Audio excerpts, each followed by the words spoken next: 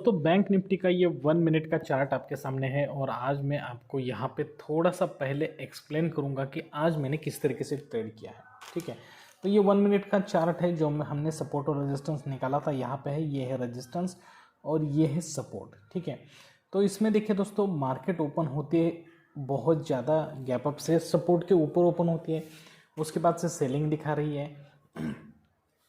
ठीक है, तो अब ऐसे सिचुएशन में मुझे तो ऐसा ही लगा था कि अब इसके ऊपर कोई कैंडल नहीं बनी है। ठीक है, इसके ऊपर कोई कैंडल नहीं है तो मार्केट ऊपर जाएगी क्यों? हमारी साइकोलॉजी के हिसाब से मार्केट को ऊपर जाना ही नहीं चाहिए। ठीक है, तो मार्केट नीचे आ रही थी, बाद में इसने यहाँ पे जो ग्रीन कैंडल्स बनाना शुरू किया।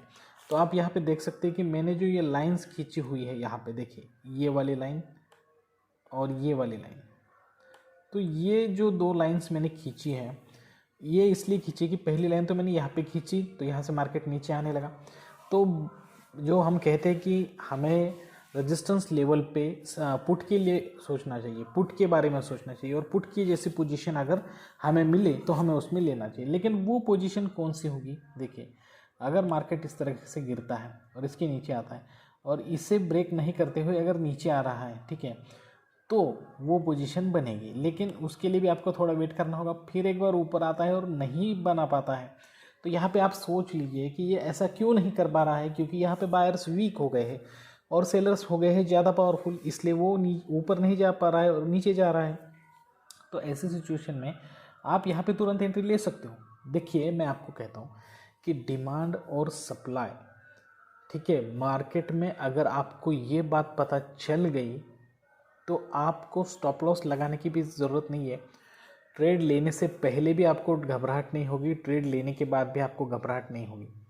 ठीक है, इतना परफेक्ट काम करता है और मैं हर रोज़ इससे प्रॉफिट कमाता हूँ।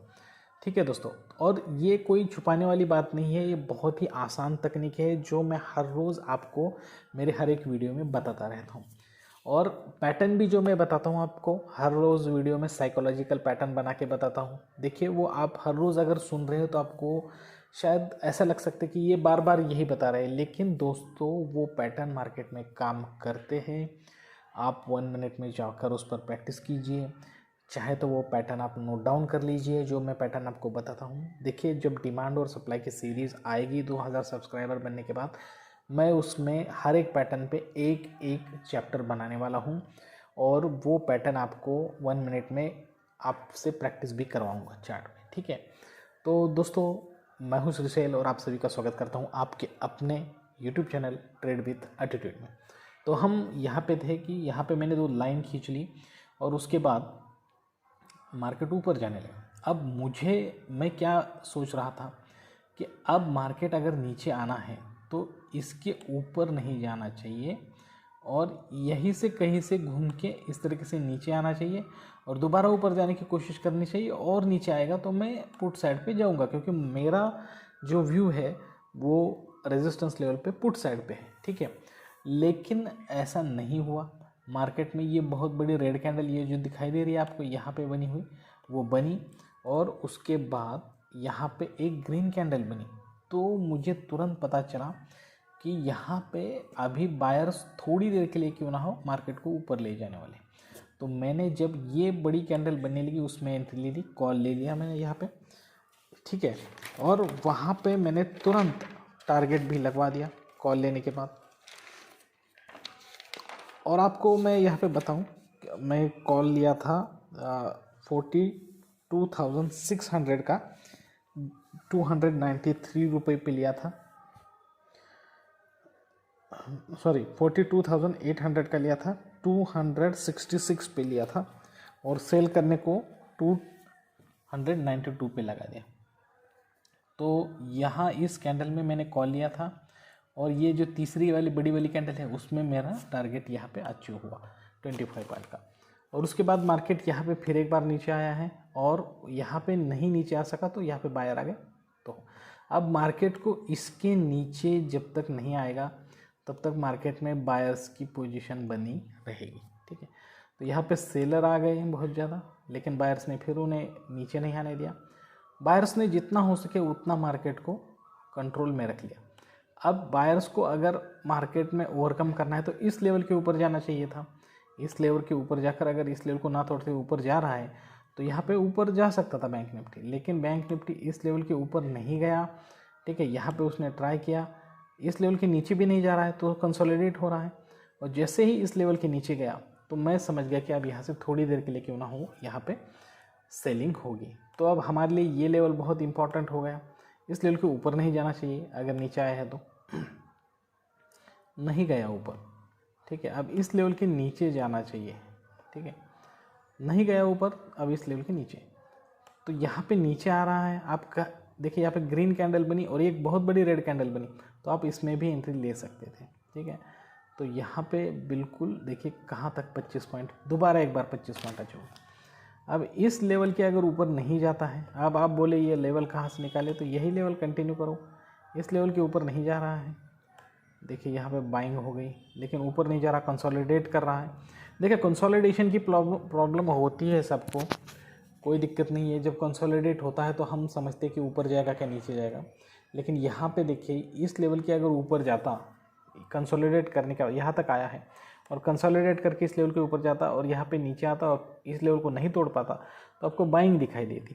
ठीक है, लेकिन यहाँ पे इसने फिर इस लेवल के ऊपर न जाते हुए नीचे आया, एक बार और कोशिश की बाइंग की, लेकिन नाकामयाब हुए। और आप अगर इसमें एंट्री ले लेते, देखिए यहाँ पे सारी ग्रीन कैंडल्स बनी, फिर एक बार यहाँ पे 25 पॉइंट बने। अब कौन सा लेवल बहुत ज़्यादा इम्पोर्टेंट था, देखिए मैं आपको यहाँ पे बताता हूँ। अब यहाँ पे नीचे आते वक्त उसने इस लेवल को यहाँ पे बनाया और फिर नीचे आया था, तो इस लेवल को जैसे ही ब्रेक करता है और इस लेवल के नीचे नहीं आता है तो वो लेवल हमें बहुत इम्पोर्टेंट बनी। यहाँ तक आया, यहाँ तक नीचे आया, फिर ऊपर जा रहा है, फिर दूसरी बार आया, फिर ऊपर जा रहा है, लेकिन अब इस लेवल के ऊपर नहीं जा रहा है। इसका मतलब ये है, देखिए इसका मतलब ये है कि ये हाई बना रहा है, हाई वाली शेडो बना रहा है, लेकिन ऊपर नहीं जा रहा है। इसका मतलब ये ऊपर नहीं जाने चाह रहा है। ठीक है, देखिए अब इस लेवल के नीचे नहीं जाना चाहिए था। देखिए यहाँ से गया ऊपर, फिर नीचे आया, फिर ऊपर, फिर नीचे, फिर अब ऊपर भी नहीं जा रहा है, नीचे में, तो यहाँ से कितनी सारी सेलिंग आपको यहाँ पे दिखाई दी। अगर आप इस लेवल के नीचे यहाँ पे भी एंट्री कर लेते तो यहाँ पे आपके फिर एक बार 25 पॉइंट मिलते। तो कौन कहता है कि आप दिन में ओवर ट्रेडिंग मतलब बार बार ट्रेड करके पैसे नहीं कमा सकते। देखिए आसानी से पैसे कमाए जा सकते हैं। तो ये आज के लिए मैंने 1 मिनट में आपको एक्सप्लेन करके सिखा दिया। अब थोड़ा 15 मिनट में चलता हूँ और आपको सपोर्ट रेजिस्टेंस लगा के और थोड़ा साइकोलॉजी लेवल पे समझाता हूँ कि कल क्या हो सकता है मार्केट में। ठीक है, तो देखिए यहाँ पे ये हो गया रेजिस्टेंस और सपोर्ट।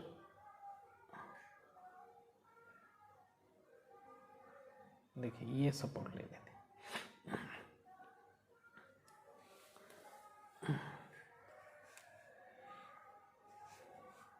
अब दोस्तों यहाँ पे साइकोलॉजिकल लेवल पे समझाऊंगा। अगर मार्केट इस तरीके से ओपन होता है, ये 1 मिनट के लिए समझा रहा हूँ, ध्यान से सुनिए। मार्केट में कहीं पे भी ओपन हो, यहाँ पे हो, गैप डाउन हो, गैप अप हो, या फिर इसी सेम पोजीशन में ओपन हो, अगर इस तरीके से बढ़ता है तो फिर यहाँ पे आएगा, स्टॉप लॉस हिट करेगा। अब अगर उसे ऊपर जाना है, ठीक है, थोड़ा ऊपर जाएगा, नीचे आएगा, फिर इस लेवल को ब्रेक करते हुए ऊपर चला जाएगा। लेकिन अगर मार्केट ओपन होता है, बढ़ता है, यहाँ पे आता है, उसे ऊपर नहीं जाना है तो यहाँ से नीचे आएगा और इस तरीके से नीचे चला जाएगा। अब यहाँ पे और एक पोजीशन ऐसी है कि मार्केट ऊपर चला जाता है लेकिन बीच में ही रुक जाता है, नीचे नहीं आता है और ऊपर जा रहा है इस उसके ऊपर वाले लेवल को ब्रेक करके। ठीक है, तो यहाँ से यहाँ पे आपको बाइंग देखने को मिल सकती है। लेकिन अगर मार्केट ऊपर जाता है, यहाँ से नीचे आता है और फिर इस लेवल को ब्रेक ना करते हुए नीचे ही जा रहा है, तो आपको यहाँ पे समझ जाना चाहिए सप्लाई होगा। तो बिल्कुल अब इसके सेम उल्टा होगा। अगर मार्केट नीचे ओपन होता है, स्टॉप लॉस हिट करता है, अगर उसे नीचे आना है तो ऊपर जाएगा, फिर इसे ब्रेक करते हुए नीचे आएगा। तो जो मैंने अभी आपको बाइंग का पैटर्न निकाल के दिखाया था, बिल्कुल उसके उल्टा सेलिंग वाले पैटर्न में आप कीजिए। ठीक है, क्योंकि वीडियो बहुत लंबा हो सकता है, इसलिए मैं यहीं पे रुकता हूँ। तो जो भी सिचुएशन हो 1 मिनट में आप देखिए, अगर इस लेवल के नीचे सपोर्ट रेजिस्टेंस को ध्यान में रखते हुए एंट्री कीजिए, ठीक है। अगर इसके नीचे आता है सपोर्ट के नीचे 42,800 कितना है 830 के नीचे आता है, और वहाँ पे अगर आपको कॉल के लिए वेट करना चाहिए, कॉल के लिए प्रॉपर सिचुएशन मिलती है इस पैटर्न की तरह, तो आप कॉल के लिए एंट्री लीजिए। लेकिन अगर वहाँ पे कॉल के लिए एंट्री नहीं मिल रही है, आपको ऐसा लग रहा है कि मार्केट गिर सकता है, तो वहाँ पे पुट के लिए एंट्री लीजिए। मतलब अगर वो सपोर्ट को रेजिस्टेंस बनाता है तो इस तरीके से सोचिए और इस तरीके से राइट टाइम पे आप डिसीजन ले सकते हैं। तो यहाँ पे मैंने आपको सपोर्ट रेजिस्टेंस निकाल के बता दिया, साइकोलॉजी लेवल पे बता दिया, और 1 मिनट में एक्सप्लेन कर दिया कि किस तरीके से आपको यहाँ पे ट्रेड करना चाहिए। देखिए, अब हमारे सब्सक्राइबर है लॉय जी, उन्होंने मुझे कमेंट में पूछा था सर पुल बैक के बारे में थोड़ा सा बताइए, पुल बैक क्या है। तो यहाँ पे मैं आपको समझाता हूँ कि पुल बैक, देखिए दोस्तों, पुल बैक वैसे कोई ख़ास चीज़ नहीं है, लेकिन पुल बैक जो है वो ये है कि अगर आप यहाँ पे इस तरीके से सपोर्ट और रेजिस्टेंस निकालते हो, ठीक है, समझ लीजिए कि ये वाले, अब थोड़ा सा स्क्रीन बड़ा कर देता हूँ तो आपको ज़्यादा समझ में आएगा, ठीक है। तो देखिए,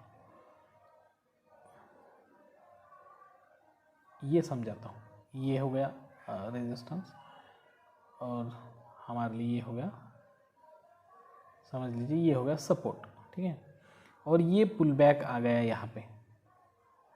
तो उसका कोई डेफिनेशन वगैरह ढूंढने की कोशिश मत कीजिए, सिर्फ एक उसका साइकोलॉजी समझ लीजिए।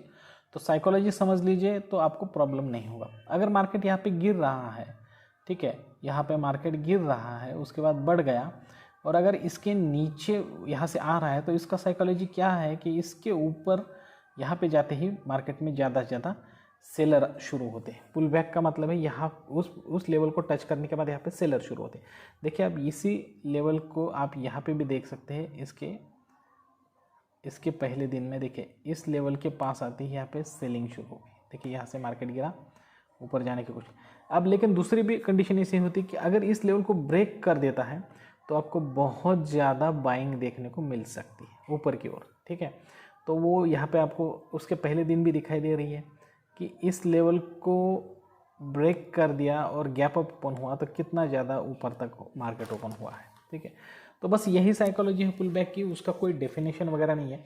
देखिए, अब इस पुल बैक के पास मार्केट यहाँ पे ओपन होता है, इस पुल बैक के पास जाता है, देखिए सेलिंग शुरू हो गया, ठीक है, यहाँ तक जाता है इस पुल बैक के पास, यहाँ पे कंसोलिडेट करता है, फिर इसके नीचे आ रहा है, ठीक है। लेकिन अगर इस पुल बैक के नीचे ओपन होता है, ऊपर जाता है, तो देखिए कितनी सारी बाइंग हो गई। तो ये सब चीज़ें होती है, और उसके बाद बाइंग ही होती रही है उस पुल बैक को ब्रेक करने के बाद। तो आपको ये सब चीज़ें साइकोलॉजी लेवल पे समझनी है, उसके डेफिनेशन वगैरह वगैरह इन चीज़ों में मत पड़िए। अगर इसका डेफिनेशन वगैरह करोगे तो आपको बहुत ज़्यादा दिक्कत हो सकती है। तो ठीक है दोस्तों, कई सारे हमारे दोस्तों को स्ट्राइक प्राइस की दिक्कत होती है कि स्ट्राइक प्राइस किस तरीके से सिलेक्ट की जाए, ठीक है। तो यहाँ पे 1 मिनट में आपको समझाता हूँ कल के लिए स्ट्राइक प्राइस कैसे देखते हैं। देखिए, यहाँ पे सेंसिबल का एक वेबसाइट है, अगर 42,800 अभी शुरू है, तो यहाँ पे इसका कॉल के साइड पे देखिए, तो यहाँ पे इसका डेल्टा है 0.54 और थीटा है 0.50, ठीक है। तो अब हमें ऐसी स्ट्राइक प्राइस चूज़ करनी है जिसका डेल्टा ज़्यादा हो, थीटा कम हो, ठीक है, जिसका डेल्टा ज़्यादा हो। तो आप समझ लीजिए कि मार्केट 42,800 पे है, तो आपको कॉल बाय करना है, तो आप कौन सा कॉल बाय करोगे? तो 54 वाले से ज़्यादा, तो आप 0.62 जिसका डेल्टा है, मतलब 42,700 वाला बाय कीजिए, ठीक है। तो दोस्तों, इस तरीके से आप बाय कर सकते हैं यहाँ पे, और ये मैं अब हर रोज़ आपको बताते जाऊँगा कि किस तरीके से आपको स्ट्राइक प्राइस चूज़ करना है at the time of market, तो आपको यहाँ पे दिक्कत नहीं होगी। और अगर ये आपको समझ नहीं आया है स्ट्राइक प्राइस वगैरह, तो उसका मैं वीडियो आउटरो में रख रहा हूँ, वो वीडियो आप देख सकते हैं, ठीक है दोस्तों। तो दोस्तों, आज के लिए बस इतना ही। जल्द ही एक अच्छी खासी वीडियो के साथ आप सभी से मुलाकात होगी, तब तक के लिए दीजिए इजाज़त। Thank you very much, bye bye दोस्तों।